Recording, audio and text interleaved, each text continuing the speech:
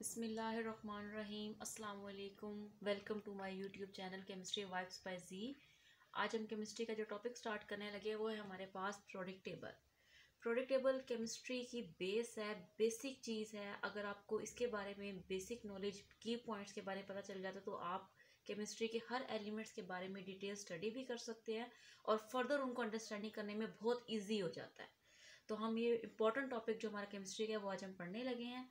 आज के इस टॉपिक में सबसे पहले तो हम ये पढ़ेंगे कि पीरियोडिक टेबल क्या होता है, पीरियोडिक टेबल कैसे बना, और अगर इसको बनाया गया तो उसमें कौन कौन से साइंटिस्ट ने अपनी थ्योरीज दी थी, अपने कॉन्सेप्ट दिए थे कि पीरियोडिक टेबल को ऐसे बनाना चाहिए, इस अरेंजमेंट में बनाना चाहिए। और इसके अलावा हमने इसके बारे में ये पढ़ना है कि अगर पीरियोडिक टेबल बनाया गया तो उससे हमें क्या बेनिफिट्स हो रहे हैं केमिस्ट्री में। ठीक है, तो ये तमाम पॉइंट्स जो हम इस पूरी वीडियो में पढ़ेंगे, तो आपने वीडियो को एंड तक देखना है ताकि कोई भी पॉइंट्स आपसे स्किप ना हो और आप इजीली जो है वो तमाम चीज़ों को अच्छे से अंडरस्टैंड कर लें और एक क्लियर पिक्चर पीरियोडिक टेबल की आपके माइंड में आ जाए। सबसे पहले हम स्टार्ट करते हैं हिस्ट्री से। हिस्ट्री में सबसे पहला जो साइंटिस्ट हमारे पास था वो था डोब्रीनर ट्रेट। डोब्रीनर ट्रेट वो साइंटिस्ट था जिसने पीरियोडिक टेबल वर्ड आने के बाद सबसे पहले अपनी थ्योरी दी थी। और उसने अपनी थ्योरी में क्या कहा था, इसने अपने कुछ पॉइंट्स दिए थे। इसने ये अपने पॉइंट्स में ये कहा था कि अगर एलिमेंट्स को हम पीरियोडिक टेबल में अरेंज कर रहे हैं तो उसके एलिमेंट्स को अरेंज ऐसे होंगे कि अगर आपके पास सपोज 3 एलिमेंट्स हैं, आपके पास कैल्शियम है, स्ट्रॉन्शियम है, बेरियम है, तो स्ट्रॉन्शियम और बेरियम के अगर हम एटॉमिक मैसेस का एवरेज निकालेंगे तो हमारे पास स्ट्रॉन्शियम का एटॉमिक मैस आ जाएगा। ये अपनी इसने थ्योरी दी थी, अपनी जो फर्स्ट इसकी थ्योरी आई थी वो इसने इस पॉइंट्स को हाईलाइट किया था कि किसी भी दो एलिमेंट्स का आप एवरेज निकालोगे तो आपके पास मिडल एलिमेंट्स का एटॉमिक मैस आ गया था। जब इसने अपनी थ्योरी दे दी, थ्योरी देने के बाद हमारे पास एक नेक्स्ट साइंटिस्ट आ गया। नेक्स्ट साइंटिस्ट जो हमारे पास था उसने अपनी थ्योरी जो दी थी और उसका नाम था न्यूलैंड ऑक्टेव्स। इसने अपने थ्योरी को नाम दिया था लॉ ऑफ ऑक्टेव्स, इसकी थ्योरी जानी जाती है। और इससे अपनी थ्योरी में जो इंपॉर्टेंट पॉइंट्स किया था, इसका जो पॉइंट्स थे वो काफ़ी हद तक जो है वो माने भी गए थे और उसको पीरियोडिक टेबल में अरेंजमेंट्स में रखा भी गया था। इसने अपनी थ्योरी में क्या कहा था, इसने ये कहा था कि अगर पीरियोडिक टेबल में हमने एलिमेंट्स को अरेंज कर दिया तो आपके पास जो हर 8th एलिमेंट के बाद, सपोज करिए अगर हम इस सोडियम से स्टार्ट करते हैं तो सोडियम से अगर आप काउंट करो तो यहाँ तक आपके पास 8th एलिमेंट आ जाता है। इसने कहा था कि हर 8th एलिमेंट के बाद जो आपके पास 9th एलिमेंट होगा उसकी प्रॉपर्टी फर्स्ट एलिमेंट से मैच करती होगी। मीन्स आपके पास यहाँ सोडियम है, पूरा 8th एलिमेंट गुजारने के बाद नेक्स्ट आपके पास 9th पोटाशियम आया तो पोटाशियम की प्रॉपर्टी सोडियम के साथ मैच करती होगी। ये इसने अपने थ्योरी में कहा था और इसने अपनी थ्योरी को नाम दिया था लॉ ऑफ ऑक्टेव्स के नाम से। ये सेकंड साइंटिस्ट था और इसने अपनी थ्योरी दी थी और इसने थ्योरी में जो पॉइंट्स बताए हैं वो क्या है, रिपीटेशन ऑफ केमिकल प्रॉपर्टीज, उसकी जो प्रॉपर्टीज हैं वो रिपीट करती होंगी और हर 8th एलिमेंट्स के बाद जो 9th एलिमेंट होगा। नेक्स्ट साइंटिस्ट आपके पास आ गया था थर्ड साइंटिस्ट, इसका नाम था मेंडलीव पीरियोडिक टेबल। ये मेंडलीव का नाम अगर आप केमिस्ट्री की टर्म्स में देखते हो तो हर जगह आपको इसके बारे में जो है रिपीट होते, पॉइंट्स इसके रिपीट होते होंगे। इसका वर्ड जो है वो बार बार पीरियोडिक टेबल के साथ इसका जोड़ा जाता है। इसने जो पॉइंट्स दिए थे, काफ़ी पॉइंट्स इसके सही भी थे लेकिन कुछ पॉइंट्स इसके रॉन्ग भी थे। इसने अपने जो थ्योरीज दी थी, थ्योरीज में इसने पॉइंट्स रखे थे। नंबर 1 इसने पीरियड्स का कॉन्सेप्ट दिया था, सेकंड इसने ग्रुप्स का कॉन्सेप्ट दिया था और थर्ड वन इसने एटॉमिक मैस के बारे में बताया था कि एलिमेंट्स को कैसे अरेंज करना चाहिए पीरियोडिक टेबल में। देखते हैं नंबर 1 पे इसने कहा था पीरियड्स के पीरियड्स। इसने पीरियड्स का कॉन्सेप्ट क्या दिया था, इसने कहा था कि अगर हम पीरियोडिक टेबल को देखते हैं तो पीरियोडिक टेबल, अगर आप इस पीरियोडिक टेबल में देखो तो आप देखेंगे यहाँ पे 1 2 3 4 5 इस तरह करके नंबरिंग लिखी हुई है। तो उसने कहा था कि अगर एलिमेंट्स को आप वर्टिकल रोज में देख रहे हैं, देखिए first second third fourth vertical column से अगर आप तमाम एलिमेंट्स को देख रहे हैं तो वो आपके पास ग्रुप्स कहलाएगा। और अगर आप एलिमेंट्स को हॉरिजॉन्टल रोज में देख रहे हैं तो वो सारे के सारे आपके पास पीरियड्स कहलाएगा। दो बेसिक चीज़ों का इसने नॉलेज दिया था और ये आगे तक चला था। इन दो पॉइंट्स में बिल्कुल भी चेंजिंग नहीं हुई थी। ये दो पॉइंट्स बिल्कुल एक्सेप्टेबल थे कि तमाम के तमाम वर्टिकल कॉलम्स हमारे पास जो है वो ग्रुप्स हो जाएंगी और तमाम की तमाम हॉरिजॉन्टल रोज आपके पास क्या हो जाएंगी, पीरियड्स हो जाएंगी। इसके बाद थर्ड पॉइंट्स क्या था, एटॉमिक मैस का। इसने कहा था कि तमाम एलिमेंट्स जो पीरियोडिक टेबल में हम अरेंज करेंगे वो एटॉमिक मैस पे अरेंज होना चाहिए। ये वाला पॉइंट जो था ये इसका रॉन्ग था और इसको इस बाकी पॉइंट तो एक्सेप्टेबल थे, वो वैसे के वैसे रहे थे, एलिमेंट्स को पीरियड और ग्रुप में ही अरेंज किया गया था।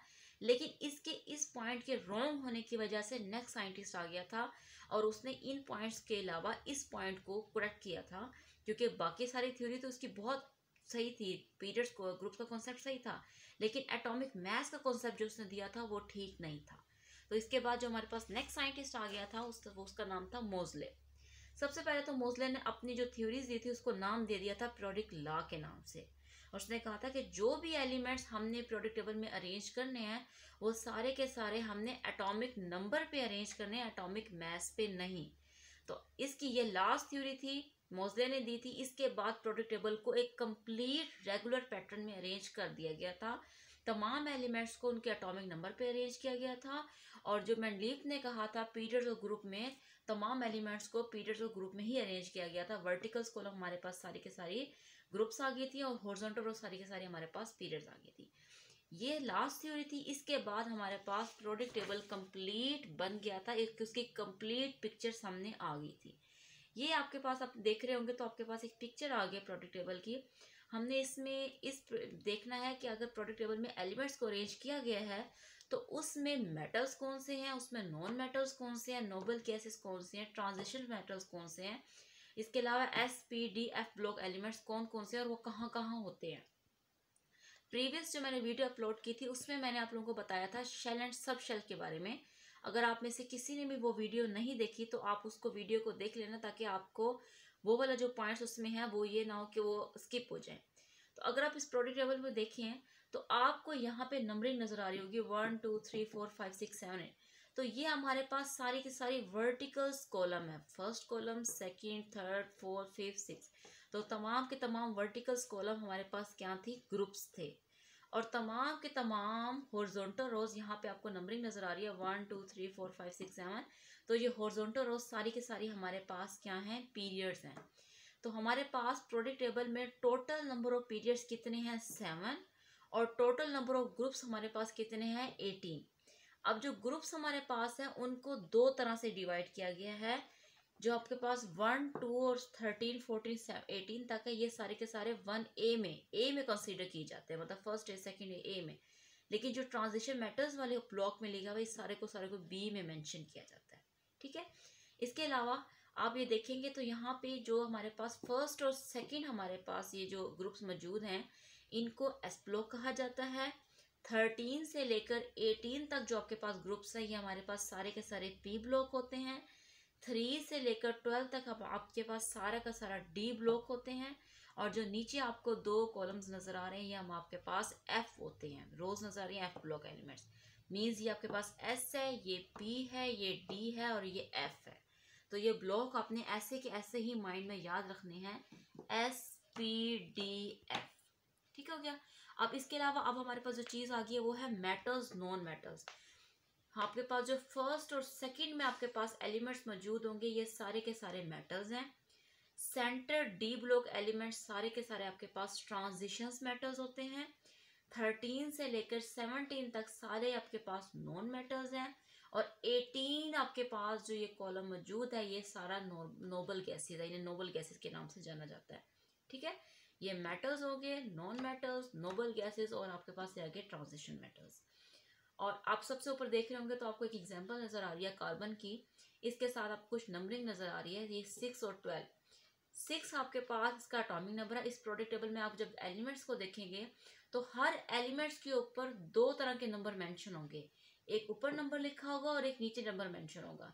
जो ऊपर आपके पास नंबर होगा वो आपके पास होगा एटॉमिक नंबर, और जो नंबर नीचे नंबर मेंशन है वो आपके पास होगा मास नंबर। और ये जो सी लिखा हुआ है ये बेसिकली कार्बन का सिंबल है, इसलिए इसको मैंने मेंशन कर दिया सिंबल के नाम से। ठीक है। तो आपके इसमें प्रोडक्ट टेबल जो आपके पास ये गिवन होता है इसमें आपके पास एटॉमिक नंबर भी मेंशन होता है, एटॉमिक मास भी मेंशन होता है। तो ये आपके पास है प्रोडक्ट टेबल। तो ये आपने इसको ऐसे ही जो है वो याद कर लेना, ताकि जो बेसिक इसके पॉइंट्स और की पॉइंट आउटलाइन है वो आपके पास माइंड में ऐसे ही रह जाए।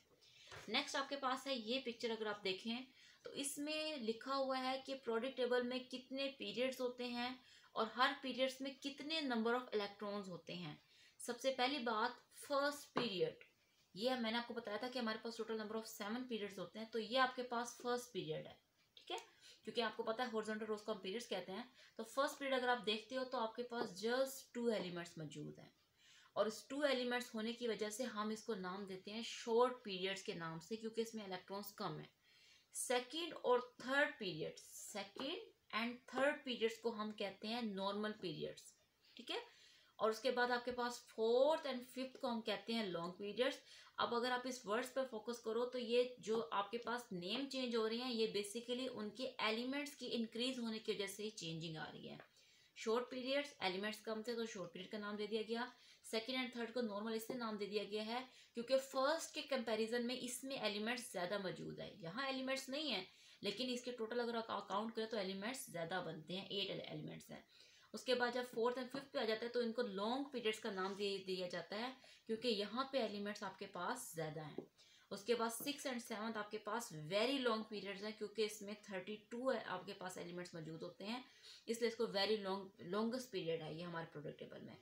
ये आपके पास टोटल नंबर ऑफ इलेक्ट्रॉन्स है कि किसमें जो है वो आपके पास कितने कितने इलेक्ट्रॉन्स मौजूद होंगे। आपने जो मैंने प्रीवियस वीडियो अपलोड की थी शेल एंड सब शेल के बारे में, तो वहाँ मैंने आपको बताया था कि जो हमारे पास शेल्स मौजूद होते हैं KLMN, तो उसमें हमारे पास K में हमारे पास 2 इलेक्ट्रॉन्स होते हैं, L में 8 होते हैं, M में 18 होते हैं और N में 32 होते हैं।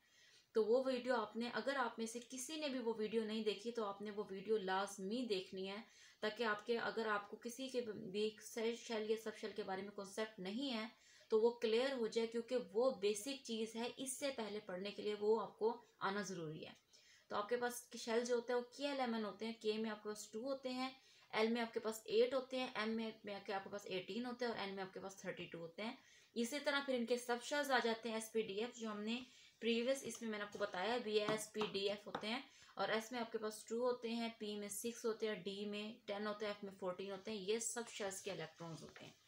ये इसके नंबर ऑफ इलेक्ट्रॉन्स मैंने मेंशन कर दिया किसमें नंबर ऑफ इलेक्ट्रॉन्स कितने कितने होंगे, और ये आपको सामने पिक्चर आ गया कि आपके पास ये शॉर्ट पीरियड है। और इसके अलावा ये कि अगर आप प्रोडक्ट टेबल देखें तो आपको प्रोडक्ट टेबल में ये जो आपके पास अलग से चीज़ मेंशन है, तो इसमें ये बताया गया है कि आपने कलर से मेंशन किया गया है कि अगर ये वर्ड सपोज ये येलो है, ये रेड है, ये वाइट है, या ग्रीन है, तो ये इसका मेंशन ये करने का मकसद ये है कि अगर कोई वर्ड येलो से मेंशन किया गया है, रेड से मेंशन किया गया है, तो वो किस फेस में होगा। अगर येलो है तो वो गैसियस फेस में होगा, रेड होगा तो वो लिक्विड फेस में होगा, मतलब लिक्विड स्टेट में मौजूद होगा, वाइट है तो वो नेचुरल सॉलिड में होगा, ग्रीन होगा तो वो मैन मेड सॉलिड में होगा। तो ये अब ये बताने का मकसद ये है कि आपको पता चल जाएगा कौन सा एलिमेंट किस चीज़ में मौजूद है, क्या वो सॉलिड में है, लिक्विड में है, गैसेस में है, नेचुरल सॉलिड में है या मैन मेड सॉलिड में है। ये आपके पास है appearance in nature. Unshielded area का मतलब ये है कि ये आपके पास सपोज अगर हम इसकी बात कर रहे हैं तो ये वाला पोर्शन आपके पास वाइट है, तो ये किस फॉर्म में मौजूद होगा, ये कंपाउंड फॉर्म में मौजूद होगा। अगर आपके पास कोई ब्लू वाला पोर्शन है, सपोज करें हम इसकी बात करते हैं, तो ये सारा ब्लू वाला है, तो इसका मतलब ये आपके पास एलिमेंटल फॉर्म में होता है। अगर हाफ शेडेड एरिया आपके पास कोई भी है तो वो एलिमेंटेड फॉर्म में भी हो सकता है, वो कंपाउंड फॉर्म में भी हो सकता है, ठीक है। और ये आपके पास जो नेक्स्ट आपको लिखा हुआ है यूजेस का मतलब ये है कि अगर आप हर एलिमेंट के नीचे देखेंगे तो उसका यूज लिखा हुआ है कि डेली लाइफ में इसको कहाँ कहाँ हम यूज कर सकते हैं, ठीक है। तो इस तरह करके आप प्रोडक्ट टेबल ये है, ये इस प्रोडक्ट टेबल में आपको क्लियर मैंने बता दिया है कि कौन सा एलिमेंट क्या होता है, किस कैसे एटॉमिक नंबर मास नंबर का पता चलता है, कौन सा हमारे पास ग्रुप्स हैं, पीरियड्स हैं, कौन सा हमारे पास शॉर्ट पीरियड होता है, लॉन्ग पीरियड्स होते हैं, कितने हमारे पास पीरियड हैं, कितने हमारे पास ग्रुप्स हैं, ग्रुप में कौन से हमारे पास ए में होते हैं, कौन से हमारे पास बी में होते हैं। इसके अलावा मैंने आपको ये भी बता दिया है कि SPDF जो है ब्लॉक एलिमेंट्स कौन कौन से होते हैं। तो आपने ये वीडियो जो है क्लियर, जो भी पॉइंट्स इसमें हो वो बेसिक पॉइंट आपने एक पॉइंट की अच्छी तरह देख के अपने की पॉइंट्स बना लेने हैं, ताकि जब भी आप इसको भी आप लेक्चर पढ़ने लगो तो आपके माइंड में जैसे मैंने पॉइंट्स बनाए हुए हैं आपके माइंड में सेम ऐसे पॉइंट्स हों, और आपके लिए ये इंतहाई ईजी टॉपिक हो, क्योंकि ये टॉपिक बहुत इंपॉर्टेंट है और ये ईजी टॉपिक है, इंटरेस्टिंग टॉपिक है। आप उसको इंटरेस्ट से याद करोगे, आपको ये कभी भी नहीं भूलेगा। बिल्कुल भी इसको मुश्किल की तरफ नहीं लेके जाना है, ईजियर पॉइंट्स में लेके जाना है, इंटरेस्ट से लेके जाना है, आपको ये बिल्कुल याद हो जाएगा। तो उम्मीद है आपको ये मेरी वीडियो बहुत पसंद आई होगी, और अगर आपको मेरी वीडियो पसंद आई है तो आपने इसको लाइक करना है। Thank you so much.